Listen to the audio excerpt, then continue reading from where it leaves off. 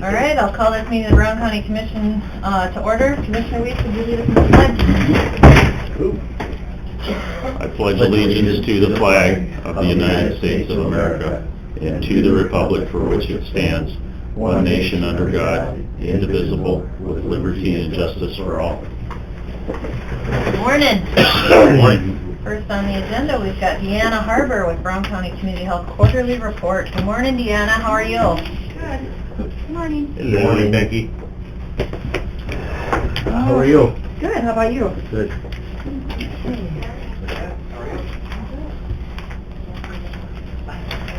Staying healthy? What's that? Are you staying healthy? I am, surprisingly. So the heat wave the other day? Yeah, wasn't that nice? What are we doing about coronavirus? Yeah. Well, fortunately we don't have any cases in South Dakota. What's the closest one, do we know? Illinois, I think. Illinois, Yeah, I think we had, I wrote down, so I thought you might ask. There's 11 positives, 162 negatives, and 82 pending. The general public overall is, the risk is low. There'll be some people that will be at increased risk, healthcare workers that are taking care of those that are positive, and of course close contacts. But right now overall, the message is just like what we give for flu. You know, wash your hands, stay home if you're sick, those kinds of things. But overall, general public, the risk is low as of right now.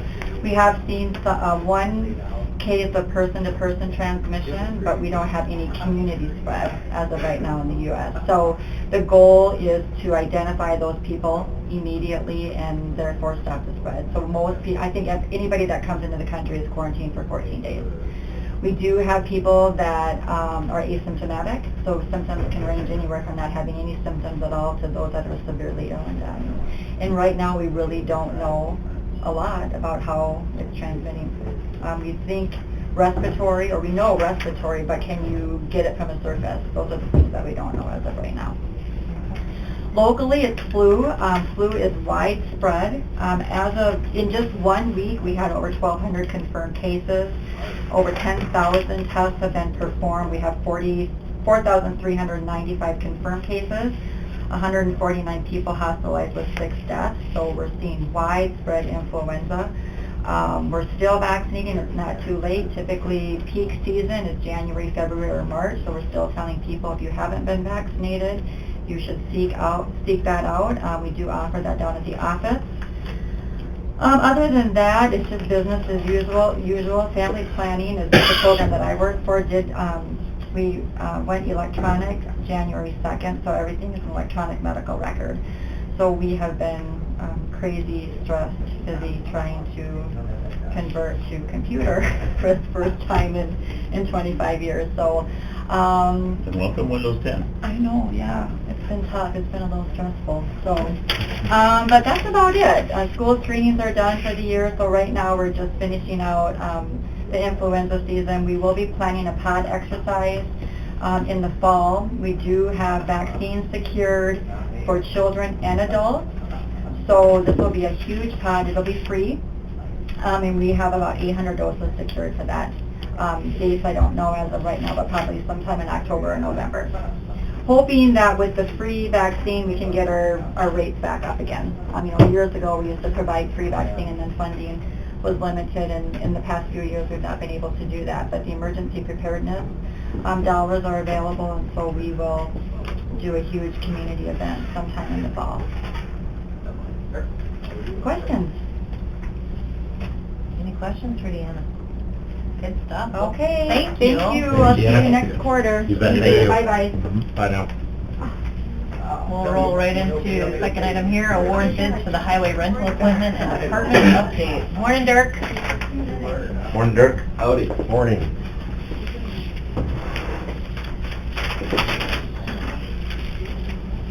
So the good stuff. Of course it will. First thing I guess is I want to recommend awarding the rental equipment. Did you guys get that? Did she send that? I emailed out the big tab. Yep. Yep. I'd like to award them all based on availability and location. Move. Second.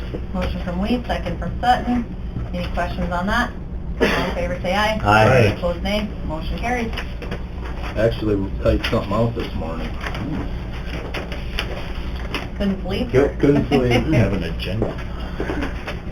No, just the, Oh, these are the contracts. Just stuff. I read, yeah, those are just random contracts from the stuff last week. It's just a little department update. Rachel was itching to ask me a question last week, so I thought I'd give an opportunity. These are just some random notes. We got done with 7A on the south side of the Sand Lake Refuge, that's open. And then we went down and did 21 yesterday, so 7A is that one. We did 21 yesterday, got that back open. And then we're working again about our third day up at the north side of the Putney Slough there. You know, 7A and 21, they're okay. Putney Slough, we lost some of the edge of the road there, so there will probably be all three of those. The goal here was more so they can use it starting today until we see what happens in the spring, you know. It's by no means all completely awesome and never going to have trouble again kind of thing, you know. It was more just so we can get them open and with the year-round farming we're doing this year, it just gives them an opportunity so they don't have to drive around.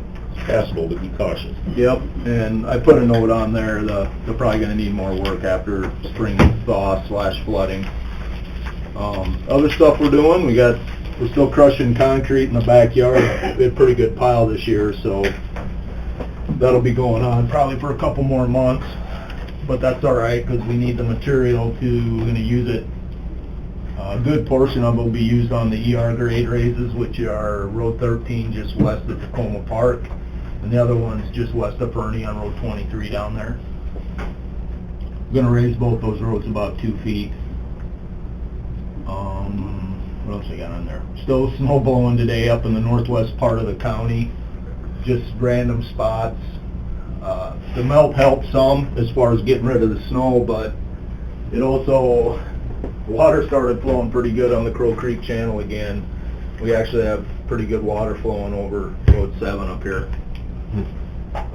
It's a narrower channel, you know. It's still a big drainage area, but the channel's narrower, so when we get a little melt like we did over the weekend, stuff starts flowing again.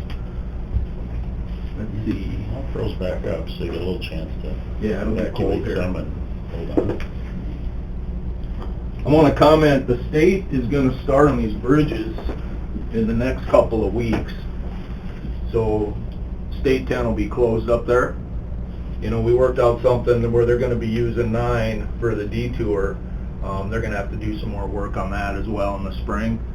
But we're still posting that in the spring just like we would any other year. And the truck detour, folks are just going to have to go all the way down to US 12. I mean, that's more the state's problem than ours. But as far as us posting it, it'll be just the same as we always do. Now, they called me yesterday, and they're going to use, the state will start plowing Road 7 for the rest of the winter. We're up there opening up a couple spots. Normally, we leave these 2 miles closed, these 2 miles closed, and this mile closed. We don't plow them out because they have other ways around. And in one case, we actually open up the township road because it's easier to open that up than it is to open up the cuts that are up there. I go and drive on that road. That's old State 10, and it just blows my mind that that's the road that, you know, it used to have, the way those cuts are in there, really high banks on the side. But what's going to happen is there's a handful of people that live in between these 2 bridges, because the bridges are there and there that they're going to fix. And there's no other way for them to get out, so they called yesterday and we're going to open it. We're actually, since we had the snow blower up there, we'll open it up now, but then after that, the rest of the winter, the state's going to be plowing that out. Good. You know, what amazed me is there's a bridge in McPherson County on the former Taka Road. Yep. Well, that was posted, and we couldn't cross it with a single unit up until about a month ago. Now all of a sudden it's open again. So I was able to cross it last week 6 times. But anyway, I didn't even realize, I mean, all of a sudden the signs are down and they're gone. Now, what makes the difference that it was posted before, and now all of a sudden when the state needs to use it to get traffic bypass 10, now it's okay again? There's two systems that the engineers can use that are dictated by federal highway. And I'm not going to go into the details of them, but you can use this evaluation or you can use this evaluation. And in the past, whenever engineers write, they're always going to CYA, they're going to be the most conservative they can be. And we had the exact same thing happen on the bridge there west of Claremont. Right here. That's been posted for the last, since I've been back at least, so 6 or 8 years. And now it's not. Now, it's posted to singles, but it's open to doubles, which that's, in my world, that's okay. If they can go across it with a semi, you don't hear much about it. And that's what happened there. That was posted to everything last year, and then we had the choice. Do you want us to use process A or do you want us to use B? And I said, I want you to use the one that keeps the bridge open the longest. And that's exactly what happened there. So I'm assuming, without calling Glenn and asking him, I'm assuming that's what happened there, is you can use either system. And so that's probably the answer to your question.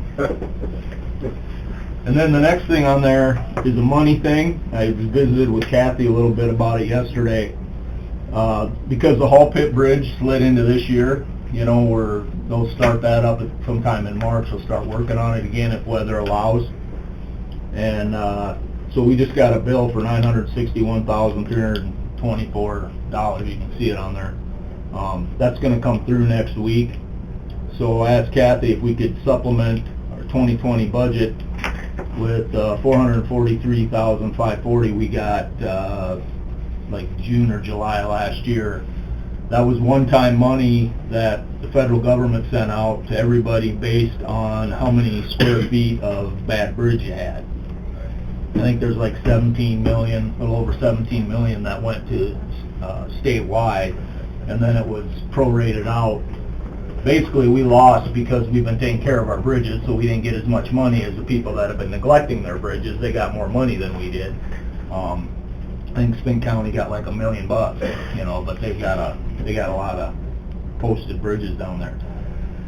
So you can look on what I wrote there. It's going to push the one at Sand Lake. We'll probably get let in September now, which, when you're going to let bridges through the state program, you don't want to do it after March or April. You don't want to do it in the middle of the summer. I don't know if you guys remember when we did that one with local money up at Hecla. We did it in the middle of the summer. The number was out of whack, so we waited, and it dropped about $800,000 by getting it into the normal cycle. So that one, the goal is to bid that now in September. Excuse me, in September. They may do a little preparation work on it this year yet, but it'll actually get built in 2021. And just a side note there, the Sand Lake Bridge grant will expire in 2022. So I want to be sure that we get it done in 2021, obviously. We get it bid in September, that shouldn't be a problem. And still have frost heaving. Man, the bridges are just, every bridge I go over, it's just even bad. We have, I shouldn't say every, we have a couple that, the modular steel ones we put in are doing a little better than the rest of them, but every day I run into another one that's just heaving terrible at the end. But Still smoothing. It ain't just the bridges, it's the... no, the roads are all doing it as well. The road is really bad. You get different materials reacting differently to the temperature, and the temperature keeps changing. It's going to move around. I wonder if it isn't because there's so much water under those bridges that it's pushing out too, Yeah. soaking out. It's you get those little lenses of ice in there, and they freeze, and like Mike says, if we had the exact same material all the way across everything, it would be better. But you can see a good example. Go down 16, the first bridge you come to on 16, where north is it's the Moxon Creek Bridge right by Erickson's.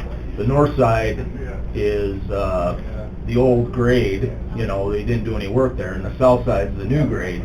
And there's quite a difference in those two and how much it heaved on the ends there. course, there's culverts or anything else that's underneath it. And culverts are another one that are really bad, and they're sharper because it's just a short area, you get them both right away, so. And they're not heaved, they're Yeah, down. they go down. Yep. So everything else is lifted. Yeah, usually with the culvert, you put granular fill part of the way up. That, you know, you don't like having clay around them. Clay, when you got clay materials, because clay can hold like 5 or 10 times its weight in water. Where if you put granular in there, you know, it'll drain out of there, and you don't end up with the heaving as much. I know we can't do much with railroad crossings because that's not our business, but do we do the signage when they're getting really rough, or do they do that?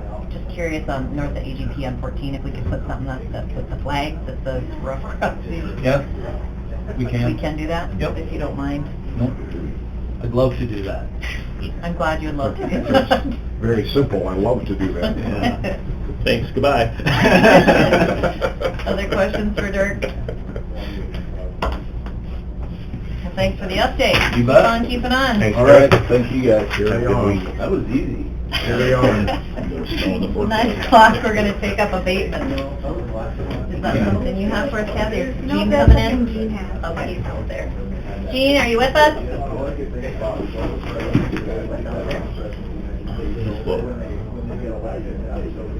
Right in there. That lease on that land out there, the fairgrounds, I wonder if, that Joe Ackerman, I wonder if that north part of that new ground that we got now, 140 acres, I wonder if that Yeah, then. should be added in or could be added in. Should look at it. Good morning, how are you? All right. Let's talk abatement. Morning. Hi. Good morning. Good morning. We get the chair? You do? Sure. To the hot seat. Yeah, I guess so. Good morning. Thank you.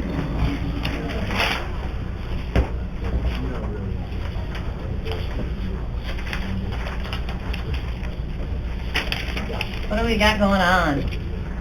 Yeah, a property that, we went through last year and we did looked at small acreages across the county and went through and looked how they should be reclassified or classified ag, non-ag and some of that stuff. And this was one that our office changed from an ag classification to a non-ag classification. Sent out assessment notices, that's where we're looking at. And probably had this appeal during the assessment process. Sounds to me like everything I know about them at this point is that they probably should have remained an ag property. They didn't appeal it. They got the tax bill now. Tax bills went up considerably considering it's assessed as non-ag instead of ag. And they're requesting an abatement on what the tax would be as an ag property versus non-ag property. It would lower the tax bill by about $540 or $570 or something to that effect. At this point, we've applied for an abatement. My recommendation is to not approve, and that I would prefer appeals get taken care of at assessment time when they're supposed to and not at tax time. And commission can do whatever you choose to do with it. Well, I know Deb called me earlier and brought this whole issue to my attention, and then I think Deb also talked to Doug, and I think Rachel, called her back. And but anyway, and I realize, and I mean, in our conversation, we talked about the fact that when you get your assessment notice, that it's really the responsibility of whoever the owner of the property is to follow those assessments. But in light of the fact that $540 increase, actually, if it's left as non-ag, small acreage, the tax increase is about $700, is what they'll actually end up paying more But if it is reduced to, or I mean, put back as ag, then the increase is gonna be $200 and some dollars. Something like that, So yeah. that the difference between the $700 that they would pay on non-ag and the difference of the increase of going to ag is about $540. And I guess my feeling is that, we do abatements on other issues. The ag economy out there isn't very pretty. And the northeast, or the northwest part of the county actually got stung pretty good in relation to what happened down in the southeast part of the county. Probably has no relevance as far as this particular issue is concerned, but on the other hand, I mean, I guess I'm in favor of giving the people the $540 abatement, and I guess that's my take on it. It's 9 acres? Well, it With was the sold right to of us, way, yeah, it was sold to us as 10, but... It's about 9 acres, yeah, in that neighborhood. Because it's right on the corner of the section, so I'd imagine, with the right of ways. Far in, there's 2 of 3 criteria it has to meet. To be ag, it has to have an ag use, which apparently it does. It has to be 20 acres or larger, which it does not meet. Or it can be part of an ag management system of 20 acres or larger, as long as it's within 20 miles of another portion of the ag management system. We didn't find any other property in Brown County under your name. That's, I think, why it got flagged here a little bit, that we didn't find anything else to go with that 9 acres. The other thing would be if it meets ag income requirements, and from what it sounds like they would meet the ag income requirements.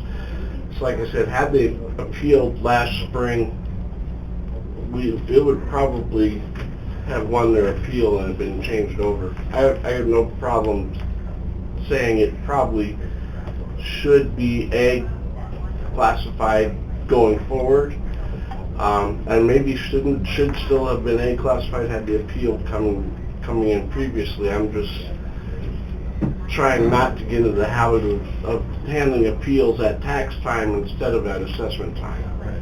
Can I say something? Sure. I did not see the assessment. I'm not saying, I'm the one who looks at the mail first and everything, and I did not see that. I'm not saying it wasn't sent, absolutely not. But I didn't see it. If I would have seen that, I definitely would have called right away, And, our taxes, and I know assessments go up every year, which is kind of a good thing if you want to sell it, but, we didn't make any improvements last year. Our assessment went up, so that means our taxes go up. But this is like a third more than what we were paying the other years. We've been out there like 10 or 12 years, and we've had cattle out there all the years. We rent hay ground, we're renting pasture from Brown That's County. the thing I was gonna say, we got 200 acres of pasture right alongside, whether you have 10 acres to our name, but we have right beside it, and we just haven't come up, the family's renting it to us yet, so when the time comes, we're gonna be first in line to buy it, so, I mean, it's kind of a weird classification, I guess, if you ask me, just because we only have 9 acres there. Well, But my thing is, we've been out there for this long, and now all of a sudden, you're not classified ag anymore, or whatever you say, and your taxes are higher than they were before, which to us is a big deal. So the assessment did get mailed, didn't come back to us. We know it went out, we just don't...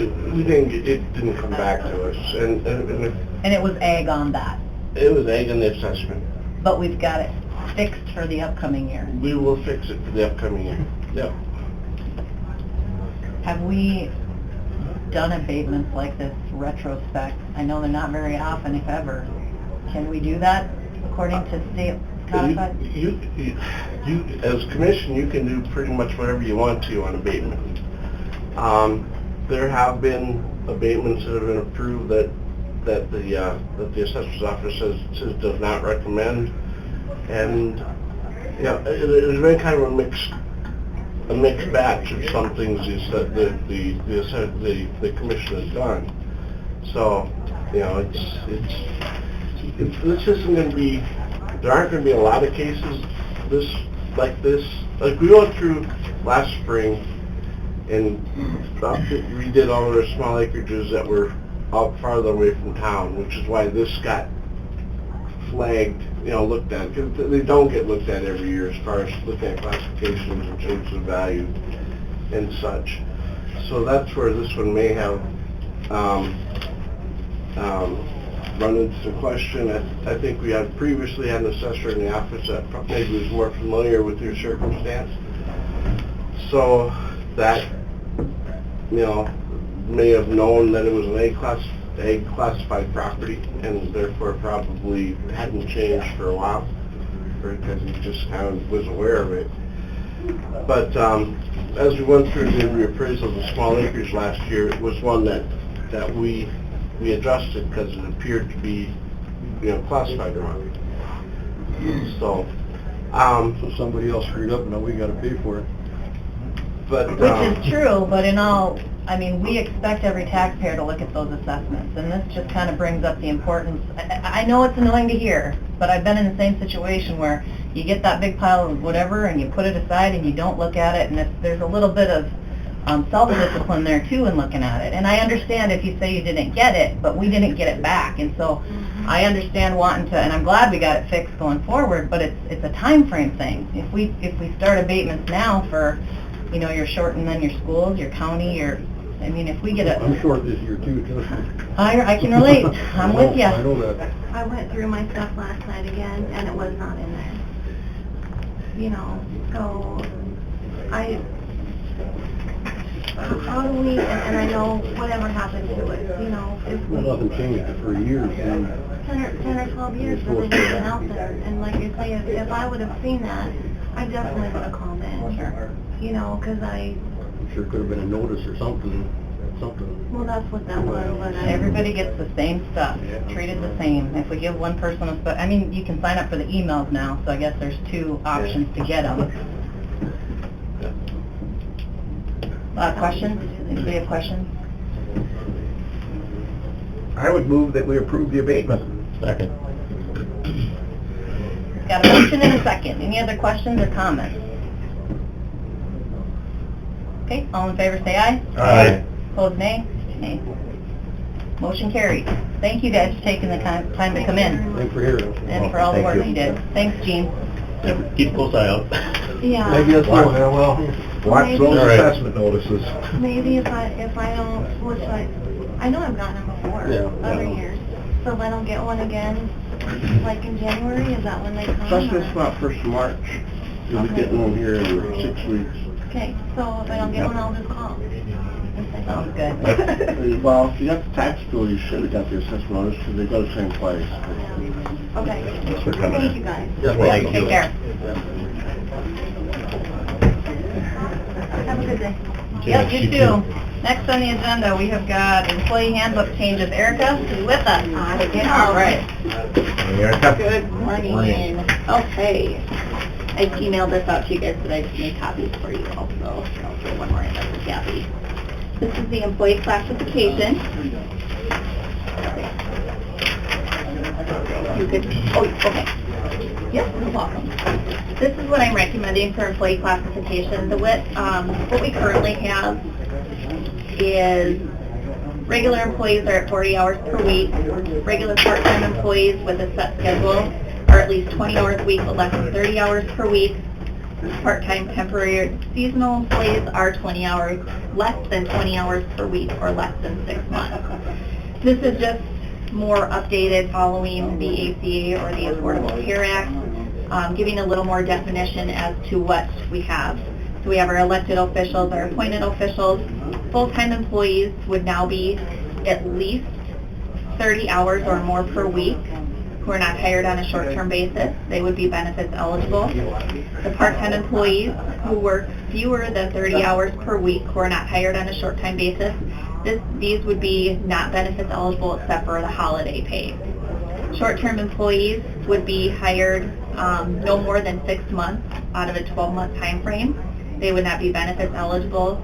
Then we have the non-essential and then the essential employees, and that just defines are pretty, the non-essentials would be pretty much our 8 to 5 shift, and then our essential employees are the ones who work 24/7 or needed on an emergency basis.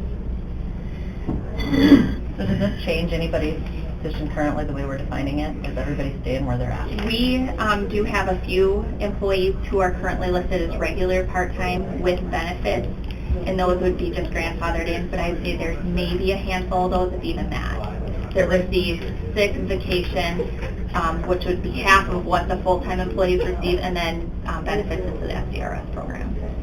By making these changes, we're not bumping anybody the other way and paying benefits where we weren't before. We possibly could be, but that's where the department heads would have to define if they're a full-time employee or if they're a part-time employee. So if they're currently a part-time employee and they want to keep them as a part-time employee, they need to make sure they are at no more than 29.75 hours a pay period. So if they want to keep them as a part-time employee, that's where they need to be. Now, if they are working their employees more, and they shouldn't be, because on here the regular part-time employee with 20 hours per week, but less than 30 hours per week. So I don't think we should have any that should be rolling over into that full-time classification. And if they are, then we need to reclassify them as full-time. But I don't see that happening with the regular part-time. What this more does is it takes that benefits piece away and being able to offer them half vacation, half sick. We're just pretty much saying, okay, you can work your part-time employees up to 29 or up to 30, less than 30 hours per pay period, or per week I should say, but they're not going to get those benefits.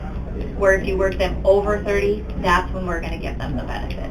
It's going to be consistent. Correct. And so we are going to have 2 part-time statuses, what we do right now. So right now, do we have any full-time that are 31 to 33 hours? not that I know of. Okay. No, I just want to make sure we're not taking somebody who is intended to be a part-time and then all of a sudden, because they went teetered between the 29 and the 31, all of a sudden they're full-time. We should know that here. Yes, and I would say that they shouldn't be working 31 hours, and if they do, it's maybe for 1 week, and that's it. And this is regular. And this is regular, yep. Okay, question? So, what I think this new one does is it gives those department heads a little more flexibility with their part-time staff.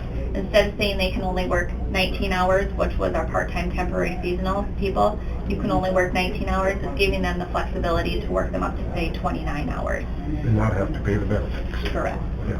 And this simply clarifies our definition, so it's Yes. more clearly understood instead of having ambiguity in it. It's not. Yes. I guess I didn't even realize until a week or 2 ago that they had been changed to 29 or 30 hours. When did that happen? Obama put it into place in 2015. The rules went into effect in 2017.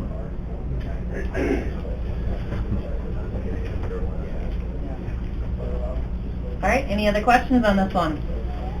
I would make a motion that we approve these employee classifications. Okay. Motion from Sutton, second from Weiss. Any other discussion on the proposed change? All in favor, say aye. Aye. Opposed, nay. Motion carries. Okay, and next one is the weather emergency closing. Let's see here.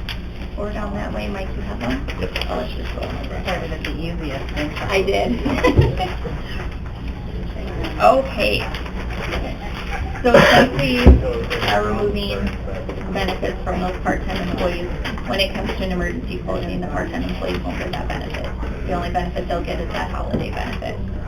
So for our non-essential employees, if we close for a full day, the full-time employee would receive 4 hours of administrative leave, which would be granted by you guys.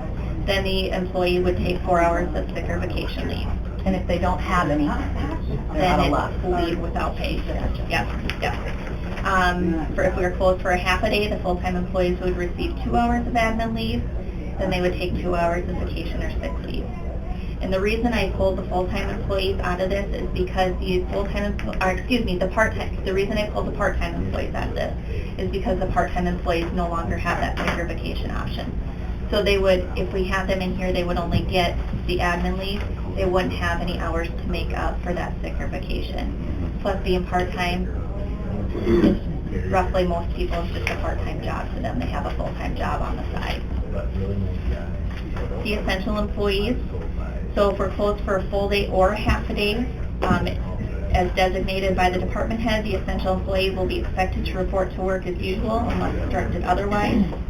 If the employee works a full shift, whether it be 8 hours or 10 hours, if the Brown County offices are closed for a full day, the employee would receive 4 hours of regular pay added on to the hours that they worked for that day.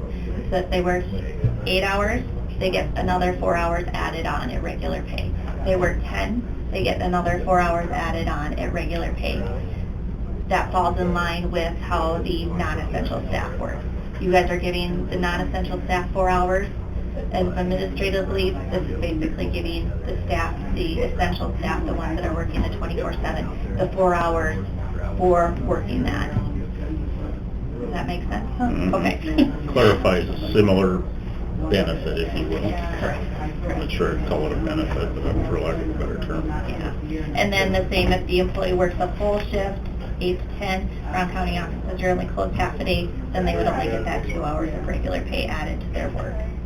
If the employee is scheduled to work and cannot make it into work, the department head will have the discretion to record the time off as vacation or allow the employee to make up the time.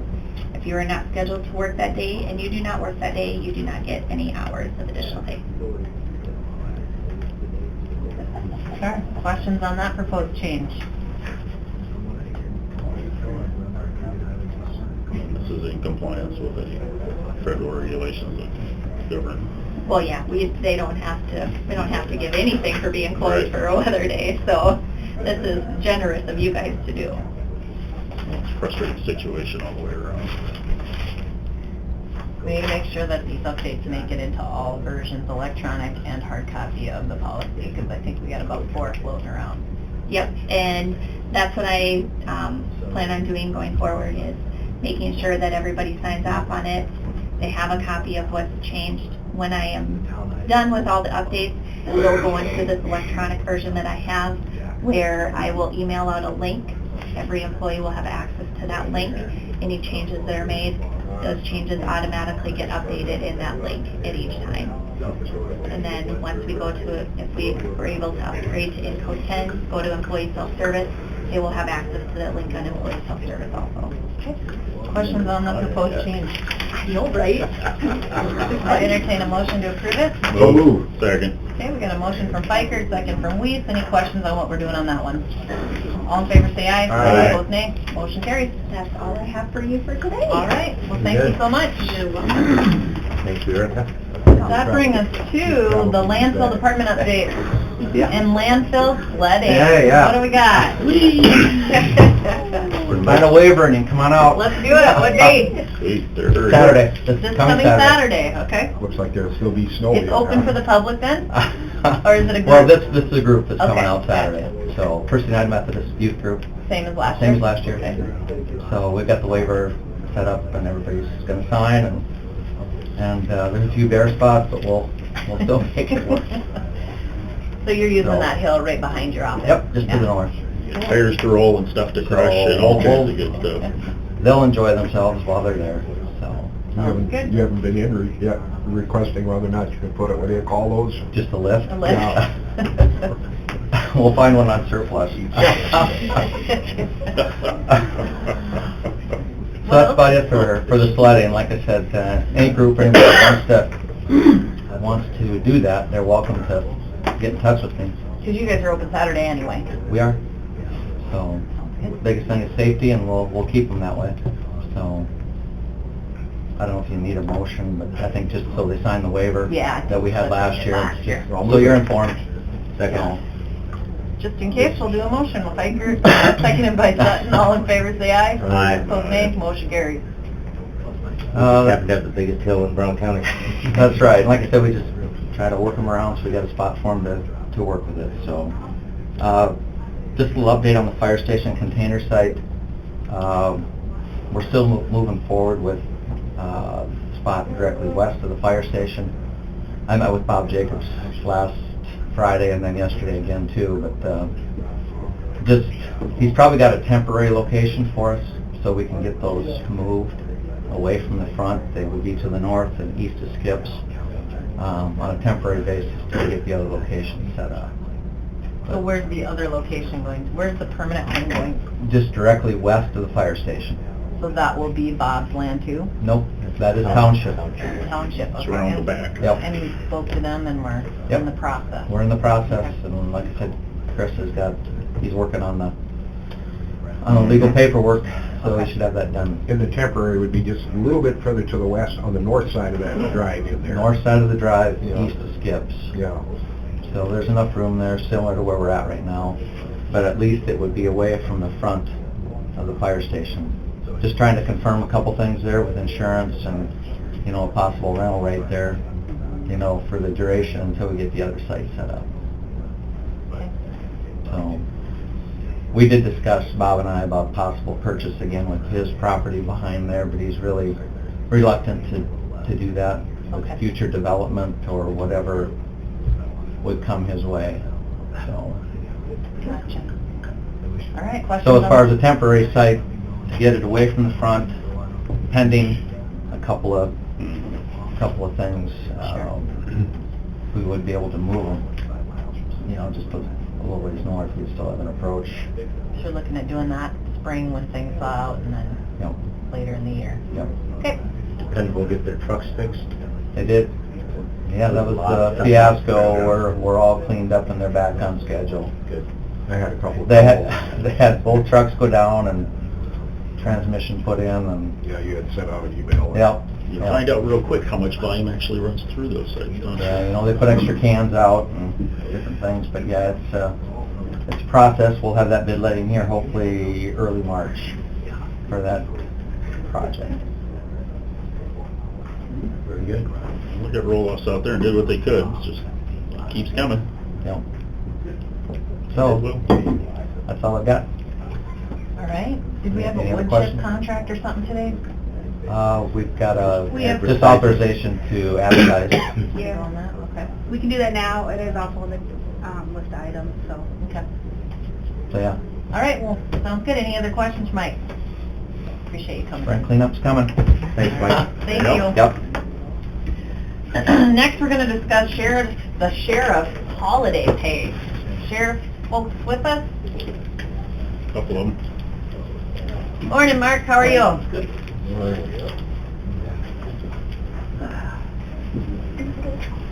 Hey, Dave. Hello. Pull up my chair and I'll let Amy? ladies take. Morning. Amy, come on up, Amy. Good morning. Where's Kathy? Kathy, you get a front seat too. Who's manning the jail? Just joking. The inmate. As usual. Thanks for coming in, you guys. How's it going? Pretty good. Morning. Thanks for having us. Yeah. As you can see, we brought some, or they voluntarily came in, I guess. We wanted to discuss about the change in the holiday pay. The change involving 8 hours versus the 10 hours and those types of things. Part of what we're coming here for is that our people have 10-hour shifts. So giving them 8 hours is hard on us and it's hard on them. Partially because if we do have an extra person or two on that holiday, to send them home saying, okay, I can pay you 8 hours, but then you have to take 2 hours vacation, doesn't seem right. Plus, then they're going to work it, you guys are going to pay more money, because they're going to be working for time and a half, versus just sending them home for basically a 10-hour shift. They get the money into their vacation, and they get to take it off whenever they want. In our world, unfortunately, we do work a lot of holidays, and one little incentive is that you get an extra day off somewhere along the line, and it's hard enough to get people hired in law enforcement to begin with, and in correctionals we're finding out we're having a very difficult time finding people who want to work in the jail. These small little perks to them mean the world. It really doesn't affect the county's budget that much, if at all, and in many cases, and I think in this case you'll find out it'll actually work against the county, because they're not going to want to take any of these vacations off just so that they get a full day of pay versus, and you're going to have to pay time and a half versus me being able to send them home. or try to send a few of them home to save some money. So in our humble opinion, it would be easier that you pay them, it's a 10-hour day. It's no different than if we go to the rest of the county here and ask them on the holidays, they get paid or given 6 hours versus their 8 hours pay. So we're taking 2 hours away from their normal day of work. So I don't know if I explained that well enough, but that's why I brought support here to help me out. Are there questions? Is the problem getting to the 40 hours a week or the 80 every 2 weeks? Is that what the problem is? Or is it, are we paying overtime on those extra 2 hours usually?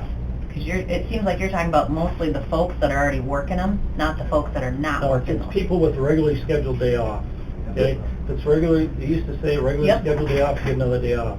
Well, when they work 10-hour shifts, they just take another day off. Now it goes into your vacation. Instead of getting 8, they get 10 because they just work 4 10-hour shifts. So what happens is if it's a regular schedule off, they get 10 hours of vacation into their vacation time, and they just take another day off. That's only 4-hour work week. That's Or the the way 10-hour, it was. 4-day work week. Right. I mean, it's no different than an 8-hour. It doesn't cost you anymore. It's just they just get another day off because they work 4 days out of 7.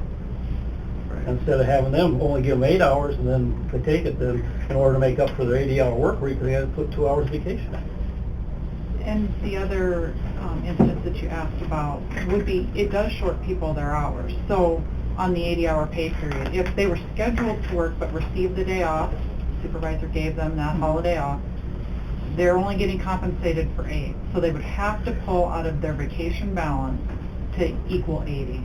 So if they're an essential employee, why would they get the day off on a closing?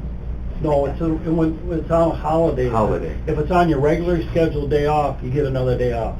Right. So the holiday's on a Saturday, if they have Saturday off, then they get another day off. To your question of if they're an essential employee, why would they get the holiday off? If they were scheduled to work, work? right. The supervisors, if you're at full staff but could run on a skeleton crew, say the full staff is 5, and you could run on 3 to 4, you'd be saving that overtime pay by having someone just go home for 10 regular hours rather than 10 hours at time and a half and 8 hours, in this case, 8 hours at regular, you know.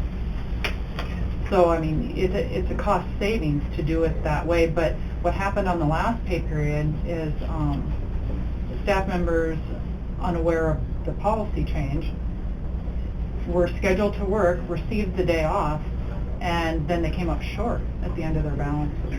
At the end of the week, they did not have 80 hours. Because they got the 8 hours instead of the 10. Right. So they were 2 hours short. Right.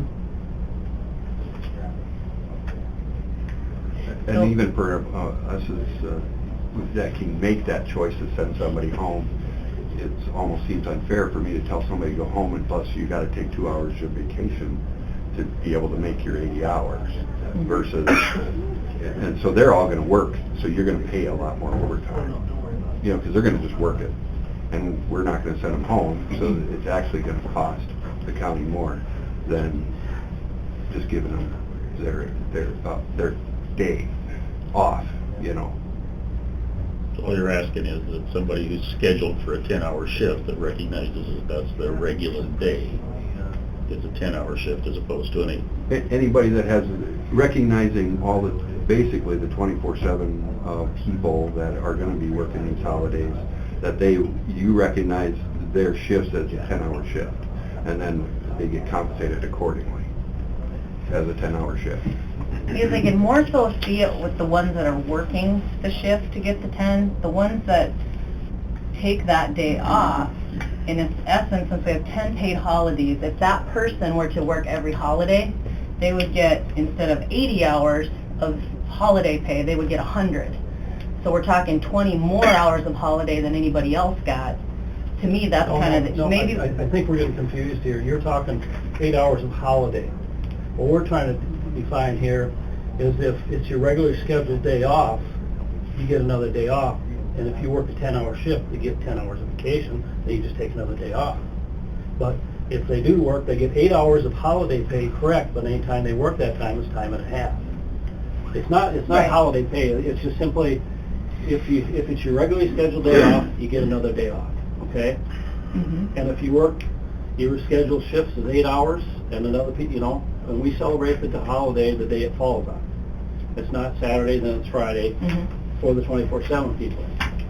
So it's not 8 hours of holiday pay, it's just taking the day off. So it's just 10 hours. And see, that's what I wanted to get away from, is putting those hours into the vacation pool, because right now the 24/7 areas are able to use their sick and vacation towards overtime.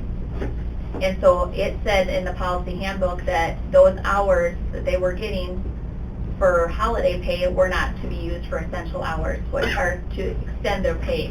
So they were using those. There was no way to justify what was holiday hours given to you, or what was holiday hours given to you as vacation or sick, or what you earned through your vacation and your sick leave to use towards that overtime. So you're using hours that they get from holiday pay that went over into their vacation and their sick leave towards overtime. And I think so that was the that's- issue That's what we were trying to That's a payroll eliminate. issue. That's why we got away from giving it into the vacation and the sick and just paying it straight out. So if you work, you get 10 hours, time and a half, plus your 8 hours of holiday pay. If you don't work, you get 8 hours of holiday pay, but you're working 4 days later in that week to equal your 40 hours of pay. No, not if it's your regularly scheduled day off. See what I mean? You just said it, but if it's your regular day off, you get another day, you get vacation. So with the new policy, if a holiday, for the last 12 years, if a holiday lands on my day off, you guys have given me 8 hours of vacation. And with how it's changed, I'm not getting that no more. And over 12 years, I've worked a ton of holidays. So it's kind of an incentive to Why get those wouldn't he extra. get it? He does, he gets You it would get paid it. on the holiday. That's not. No, I changing. get paid for it. He wants I would it as rather have vacation, so that I can take the day off when I want to. It's completely changed. And Ben is hoping that it will equal his shift of 10 hours. Right. A day to Ben and the rest of the deputies here is 10 hours. They want to see a 10-hour addition. The Yeah. 2 more Rather hours than, per vacation. right, because for them to take a day off is never 8 hours, it's 10. Sure. What do other counties do on that, Erica?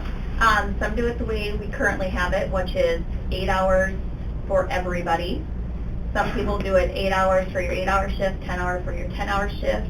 And then there's one out there who gives all the employees 80 hours of holiday, and you choose to use it the way you want to use it. So that way it's 80 hours across the board for a whole year, and that's it. But isn't that what we're still doing, the 8 hours a day? I don't think we're not changing that. When, you get 8 hours of pay, right, on that day, and that's the same as everybody else gets. We're asking for... If you work. If you work. Work, right. Right, if you Yeah. work, you get that 8 hours, so that's no different than anybody else, right? So you're just asking for the people that don't work to give them 10? That's how that's working right now. There's That's two what we different want to do scenarios, I then, think, going yeah. on here. Right. I have a I think so, clarification too. question. If it's your regular scheduled day off and it falls on the holiday, are you also scheduled for 40 hours during that time frame? Okay. Right, So if it's your regular scheduled day off, you're going to have your 40 hours because you work them. right. It's only when you're in a scenario that you came into work, but you were overstaffed for what you needed, so you sent people home on the holiday. Those are the ones who are in the gap of 2 hours. That would come short 2 hours. And is there a way they could work a different day during that pay period, or would that cause overtime To make up the 2? to make up for the day they were sent home? Well, their other days are gonna be working 10 hours, so then you're gonna ask them to work 12 hours to make up for the 2 days. Well, 2 let's hours say you're difference. scheduled Monday, Tuesday, Wednesday, and Thursday at 10 hours. Monday's a holiday, so you come into work, but you're overstaffed, so they send people home on the holiday. Can you just work Friday instead to make that up? Or That's does not that how our not work works. Or Our add work- an our hour hours doesn't work that way. onto, hour or a half hour onto your Tuesday, Wednesday, and Thursday. Because I know you can't come in for 2 hours to make up that time, but if you were sent home on Monday, what the holiday was, and say you have your 2 hours to make up, so then do a half hour on Wednesday So instead of working 10 hours, you'd work 10 and a half hours on Tuesday, Wednesday, and then maybe an hour on Thursday.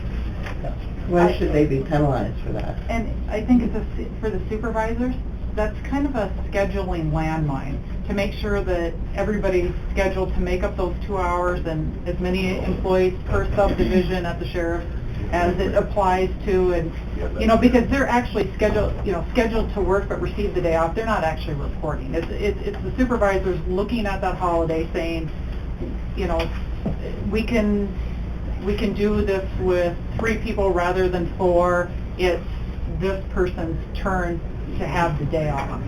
You know, that's how that's working. But then if you add in, or 2 people, 3 people, whatever it is, then you're looking to make up those 2 hours, build special shifts. I just think it's kind of a scheduling landmine. If the policy stays where you get pay instead of vacation days, so the pay bumps to 10 hours, how does everyone feel about that compromise? Say that again, Kathy? We just bump the pay to 10 hours and keep it where you get paid for the hours and you don't get the holiday, but you get 10 Instead of 8. instead of 8. Does that sound like a compromise here? When it's your regular day off? When you get sent home. Yeah, and that's the way it was. If you were scheduled to work but received the day off prior to this most recent change, you were basically, we auto-filled 10 hours. Or, you know, we took the autofill of 8 out and put 10 in to compensate for the shift, those hours that they would need to make 80.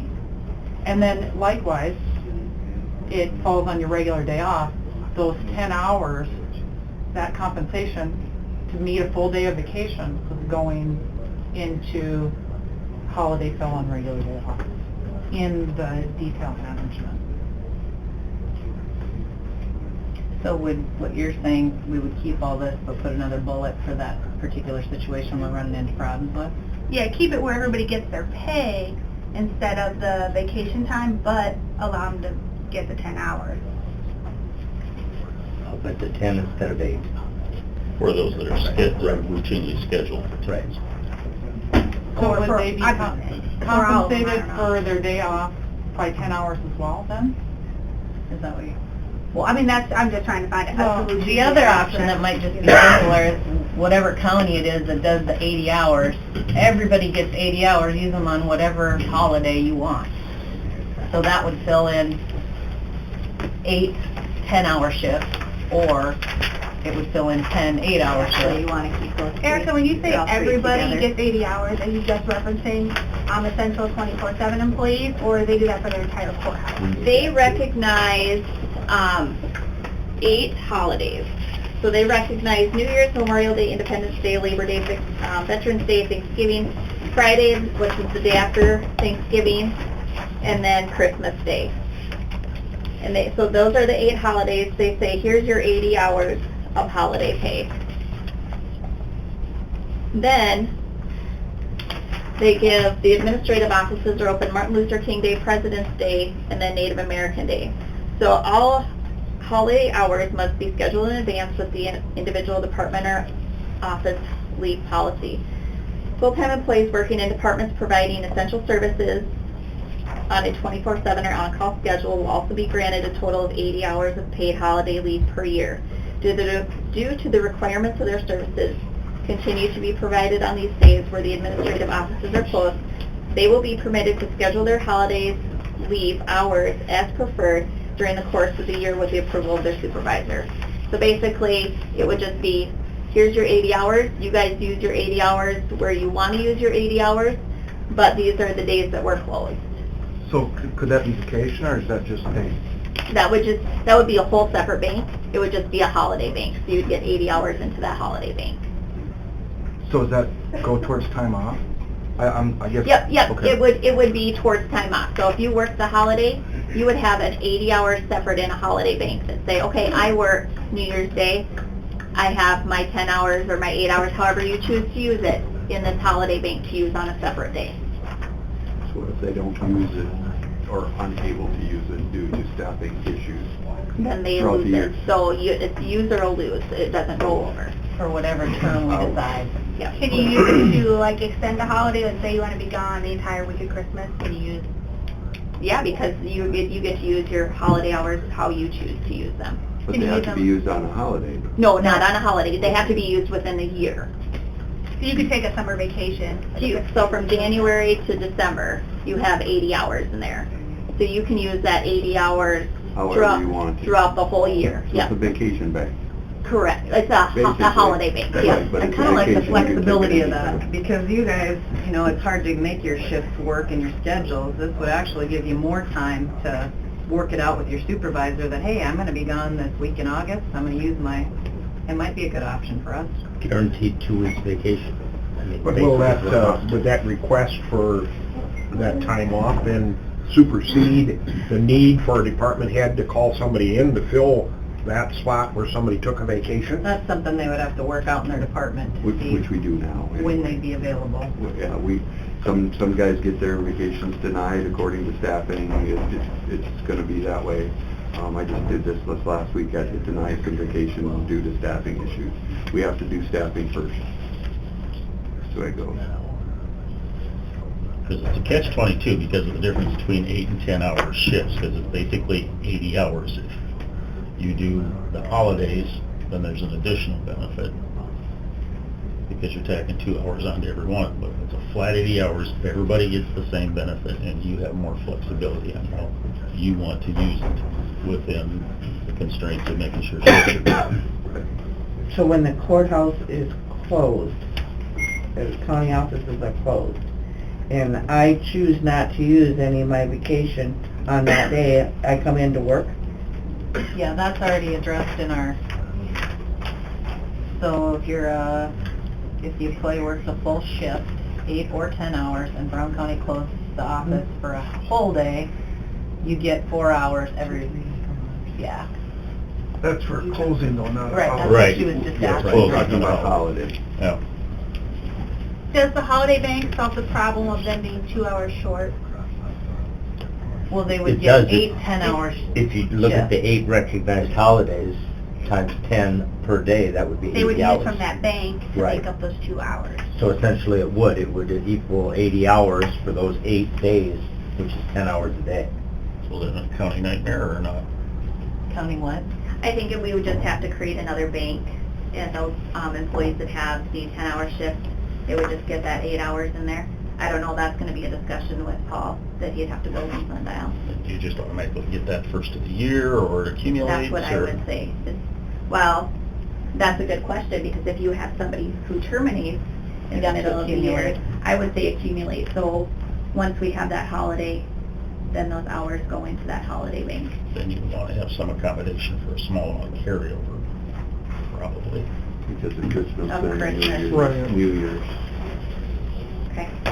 You know, a specific So we need amount. to find a month where we have no holidays and... 20 hours, and you have to use it by the 1st of May or something, or whatever it happens to be. Okay.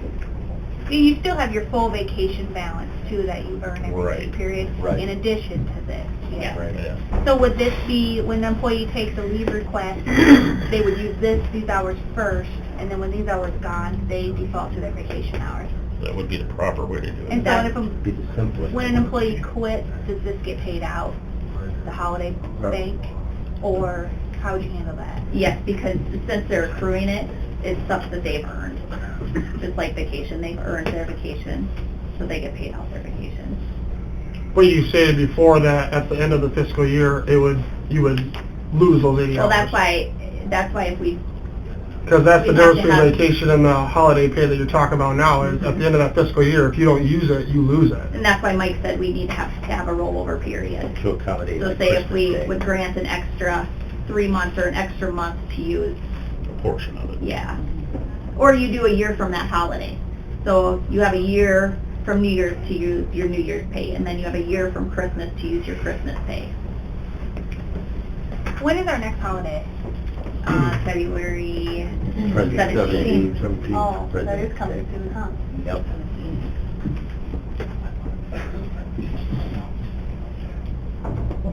Does that sound fair? Good. The 80 hours, you're Yeah. talking 80 hours Yeah. with some detail. I don't personally, I don't see, you go out everybody, I don't know if anybody has any arguments. They But do President's now. Day isn't one of the 8 that are listed here, so we need that. My question is, if we recognize 10 holidays, then do we do 100 hours? Or do we stick it with 80 because they recognize 8 holidays? We'll that's have to make another that question. decision. Erica, why don't you draft us a proposal I of will. how you see it working, and we'll take it up. Okay. Because, yeah, there's programming that's going to have to be done also. Yeah, let's understand the logistics too. Okay. So for the next holiday that's coming up in 2 weeks, are we intending to have this new program in place, or are we going to keep everything as is for that? Do you foresee all your staff working? No, not all our staff would be working. Well, It's on a Monday. but so you won't plan on sending any of your staff home that you currently have scheduled to work. For So like this President's Day. last holiday, you didn't send any of your staff home. You had you had the ones scheduled to work worked.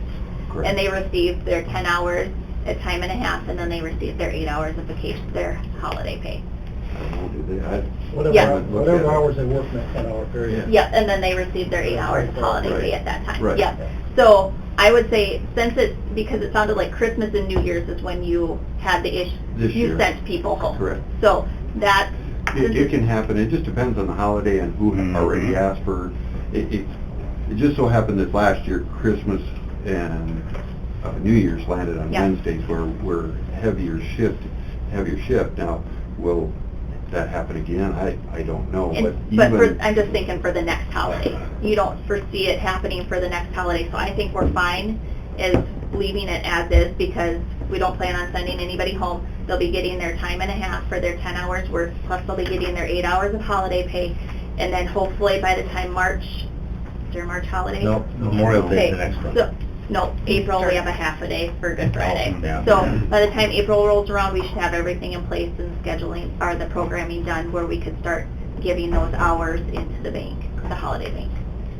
So how the holiday bank will work is if you work everybody gets, say, 80 hours. And if you So work the anybody holiday- who's the 24/7, or the essential employees, they have a holiday bank. So they're gonna get all their holiday hours at one time. But when they actually work the holiday, they just get time and a half. They just get no time other and a half, benefit. no When they additional. don't work the holiday, they must use their holiday bank or vacation to make up the hours if needed. Yes. Okay. Yep. That sounds pretty simple, actually. So you don't have to track who worked, who didn't work.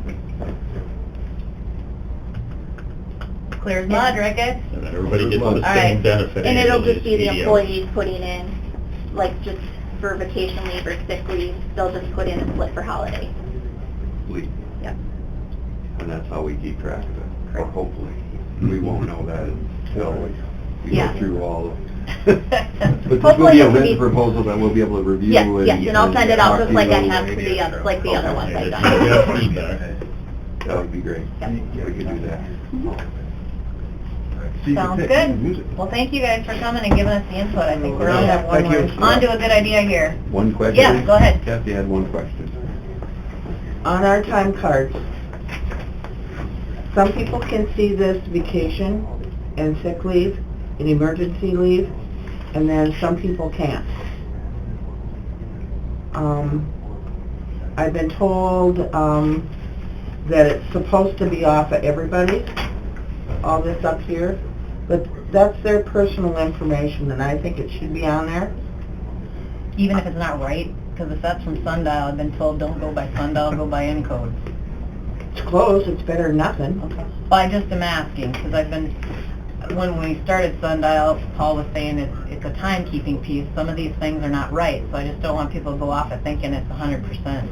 Yeah. It's a conversation we're having about making the information available, but also making sure that it's accurate. So it's not settled yet, but thanks for the input. On your time card, or your pay stubs, you can't see the emergency leave on there. And when Amy and I have to stop what we're doing, because people come up and ask how much vacation time, and we have to go quite a few steps in order to find it, in order to tell them. Yeah. So we need to make sure that we have accurate information available to you consistently. So when it gets accurate, is it gonna be available for everybody to see their own? That's the intent. And we're working on it. I hope, yes, I hope they can. Because it streamlines the process, and you're absolutely right, that's information that they're entitled to, and it's just a little it's more than a little difficult to get to right now, we recognize that. Okay. I just didn't know if it was in the works. I had no idea. Okay. Thank you for the If there's any questions on Thank you. It's in the furball. Thank you for the question. We're trying not to choke on it. Thank you, Appreciate your everybody. Appreciate it, patience, guys. thank you. All right, next on the agenda, we got fair contracts. Derek here. Let's talk. Hey, Derek, how are you? Good, how you doing, guys? Good. Talk to us about these fair contracts coming in. Have to request an exec because there's 2 points that are not ready for public release yet. Okay, I would entertain a motion for, motion by Sutton, second by Weiss for contracts. All in favor, say aye. Aye. Opposed, nay. All right, we are back. No action as a result of exec, but we're adding pending in litigation to the exec is what we had with the contract. All right, we'll go over to your list. We have minutes from January 28th. Move. Second. Motion from Sutton, second from Weiss. All in favor, say aye. Aye. Opposed, nay. Motion carries. Claims and payroll. Move. Motion from Sutton, second from Weiss. All in favor, say aye. Aye. Opposed, nay. Motion carries. HR report. Move. Second. Motion from Sutton, second from Weiss. All in favor, say aye. Aye. Opposed, nay. Motion carries. This is an auto budget supplement from the court security grant. Since it is grant money, we have option to put it in the budget, and Judy asked for $10,568.65 to be put into her budget. Move. Second. Motion from Sutton, second from Weiss. All in favor, say aye. Aye. Opposed, nay. Motion carries. Set bid date for the wood waste grinding bid. There it is. Landfill. Move. Second. Can we do those together? Is it the same date or different? They're different dates. Okay. So if you want to include the milling and the reclaiming, I guess we can do that too. Set both bid dates. Is that all right? Fine. All in favor, say aye. Aye. Opposed, nay. Motion carries. Assignment of payment, this is for that South Dakota Jobs Grant Program, we're still working on the paperwork. Okay, move. Second. Motion from Sutton, second from Weiss. All in favor, say aye. Aye. Opposed, nay. Motion carries. Abatement, these are the other stack of abatements. Right, aye. Or move. Second. Excuse me. Motion from Weiss, second from Sutton. All in favor, say aye. Aye. Opposed, nay. Motion carries. Court-appointed attorney fees, they increased to $97. They were at $95. Seven. Okay, move. Moved by Sutton, seconded by Weiss. All in favor, say aye. Aye. Opposed, nay. Motion carries. Leases, Move. Motion from Weiss, Second. second from Sutton. All in favor, say aye. Aye. Opposed, nay. Motion carries. set hearing for the Mount Beverage application for Motorsports LLC, that's the racetrack. Move. Motion from Sutton, second from Fikert. All in favor, say aye. Aye. Opposed, nay. Motion carries. Lottery permit, Move. Second. Motion from Sutton, second from Fikert. All in favor, say aye. Aye. Opposed, Not a nay. big deal, you might want to throw the Y on there in there just for Motion carries. lottery. Oh, It is on the printed run up there. mine says Y. Oh, I printed the one that was emailed out. lease option renewal, Move. Second. Move from Sutton, second from Weiss. All in favor, say aye. Aye. Opposed, nay. Motion carries. auditor's report of accounts, Move. Second. Motion from Fikert, second from Weiss. All in favor, say aye. Opposed, Aye. nay. Motion carries. knowledge incorporation of City of Frederick, Move. Second. Motion from Sutton, second from Kipling. All in favor, say aye. Aye. Opposed, nay. Motion carries. fireworks display permit, Move. From Second. Weiss, second from Sutton. All in favor, say aye. Aye. Opposed, nay. Motion carries. Anything else come up while we were in? Anything from the commissioners? Anything from the folks in attendance? Then I entertain. I would, Oh, I go just ahead. have a question. When you look at these list of holidays, I think whichever days that we list, and then it'll affect the number of hours, but I mean, if we base it on 8 days at 10 hours a day, that's 80 hours. That's what Pennington uses, for example. I think whatever policy we put in place, whatever holidays we recognize, whether it's full day, half day, it doesn't matter, should mirror what we include in there, so the additional Base. holidays. based on 10 hours a day. Do you see what I'm saying? So you're saying when we set our additional holidays in January, we include those into the bank of hours? I think so, So because hypothetically- we count them as holidays. Yeah, if we had, And we're closed those days, so we should include them, otherwise those 2 or 3 that we leave off, I think they'll be right back in here. Let me clarify what we're talking about. We have 10 holidays we recognize, and say we do 3 additional holidays, old bonus days a year. Now we have 13 paid holidays for the year, so we'll recognize the 10 hours times 13 for the holiday bank. If it's a full day, if it's just Or half day, it'd day, be five hours. Yeah. You see what I'm saying? Yep. It Yeah, I should mirror understand that. what we have in policy, rather Yeah. than just mirror Pennington County. I guess that would be a conversation to have with Erica. Right. If you're gonna do specific hours, then you're changing the days. It's either 8 or 10, depending on whether you've got 10 or 8 hours scheduled. See, and my thought was we do the 80 so that we're not giving an unfair advantage to the essential versus non-essential. It's 80 for every, because they're already getting non-essential are the 10 times the 80. But when we So start then you're tacking also on giving extra the 80 days, to the essential, and then they get to choose it, and the math works out perfect, because then they can take it as a 10-day, and they can take it as an 8-day if they figured out scheduling through their supervisor. the issue is when we start tacking extra days on. And that's my concern, is if we add these 8 holidays that are listed on the front. And I didn't get that page, so I don't even know what you guys... Oh, here you go. This must be top of here. But if we use those, because this one doesn't include like the half day for Good Friday, for example. Okay. And whatever other one it doesn't include Martin Luther King Day, it doesn't include President's Day or Native American Day. And if we give those the days off, but we don't treat them like the rest of these, are they gonna be back in here again? Yeah, they definitely will be. So what you need is the caveat that plus the hours that the commission may grant in addition to. Exactly. For a regular 8-hour shift.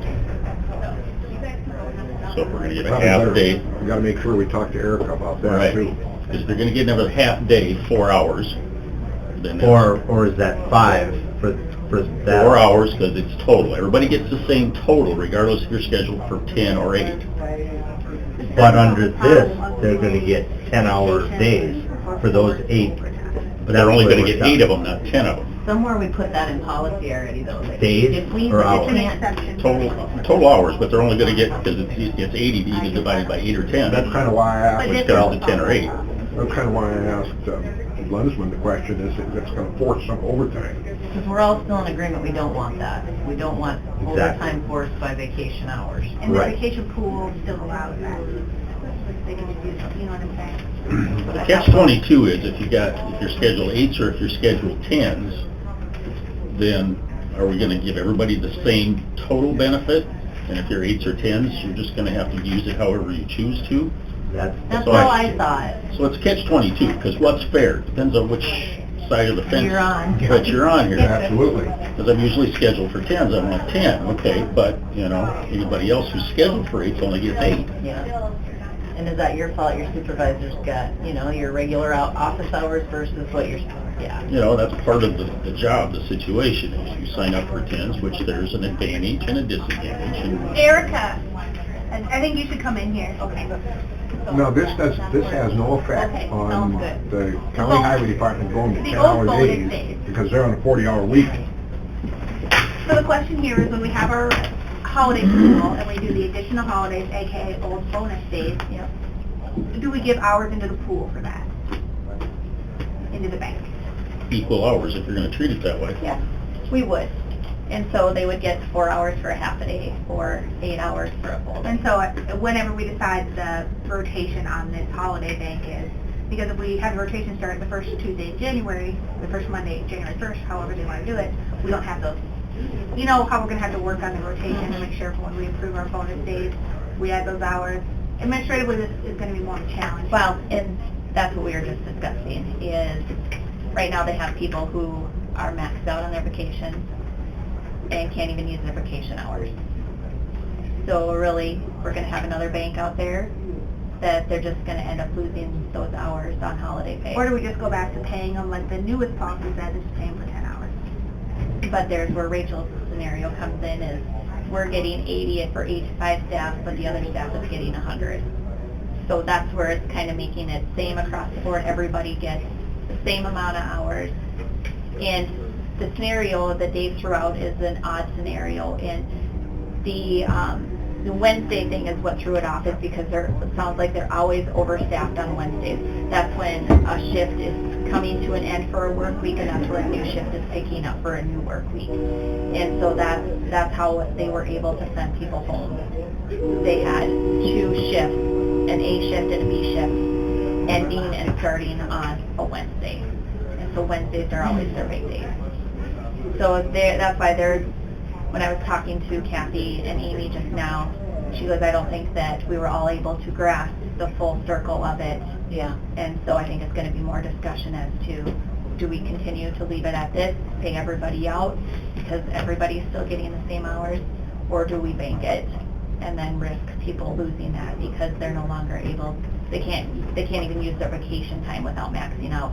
Now they're having another holiday or another bank out there. And there's no way to make a combination of the two, pay out and bank, I don't imagine. No, that's a nightmare. That would be a nightmare. Yeah, because that's what we used to do. It was up to the department heads on if they wanted to pay their employees out that holiday, or if they wanted to roll into their vacation. So some departments would do it their vacation, some departments would pay their employees out. So it was just pretty much trying to streamline it and make everything run the same. Okay, well, I think you do more research on that for us, maybe draft something up for discussion purposes, and we'll... And I think I'm going to go over to the sheriff's department and sit down, and Amy, I, and Kathy, Mark, and Dave will all hash it out again. Yeah. So I just thought that was kind of a nice middle ground, so we're not treating one area better than another area, but yet it still gave them the flexibility throw a on clinker into it. Well, I just quit giving bonus days and we'll be fine. Yeah. Okay, I that's what we just need thought to otherwise know. they're gonna, if we don't treat them all the same, they'll be back in asking, why aren't these treated the same? Well, that's just it, it's a classic catch-22, because you can't treat them the same, period, because of the circumstances, so. But they will expect What are them you, what are you gonna do? Exactly. That's Okay. why I threw that out there, so I'll make a motion to adjourn. Okay, motion from Sutton, second from Lee, so all in favor say aye. Aye. Opposed nay, motion carries.